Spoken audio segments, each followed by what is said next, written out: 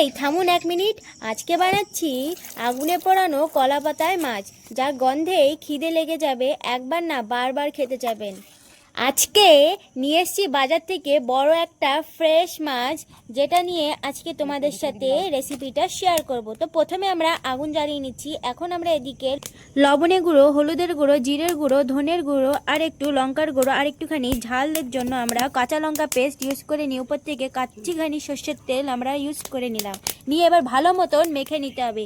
মেখে নিয়ে মাছের ভিতরে ভালো মতন ঢুকিয়ে দেবে। নিজে মাছের ফাঁকাগুলো ভালো মতন মশলাগুলো ঢুকিয়ে দিলে দারুণ স্বাদ লাগবে। তারপরে আমরা লাস্টে একটু রসুনের কোয়া দিয়ে দেবো এর ভিতরে, আর কাঁচা লঙ্কার কোয়া দিয়ে দেবো। দিয়ে কলা পাতায় ভালো মতন এইভাবে পেঁচিয়ে নিতে হবে। পেঁচিয়ে নিলে পরে যেন ভালো থেকে বেরিয়ে না যায়, ভালো মতন পেঁচিয়ে নেবে। তারপরে এরকম একটা জালি নিয়ে জালির মাধ্যমে আমরা মাছটাকে পোড়াতে দেবো।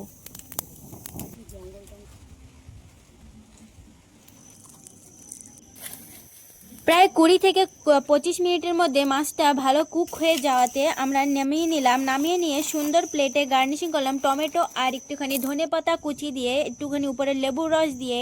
বিকেলবেলা আমরা সুন্দর এনজয় করলাম কলা পাতায় মাছ পোড়া। তোমরা অবশ্যই কমেন্ট করে জানাবে যে কেমন লাগলো আমার এই রেসিপিটা। আর এমন নতুন ভিডিও পাওয়ার জন্য চ্যানেলটা সাবস্ক্রাইব করে দেবেন। দেখা হচ্ছে পরের ভিডিওতে।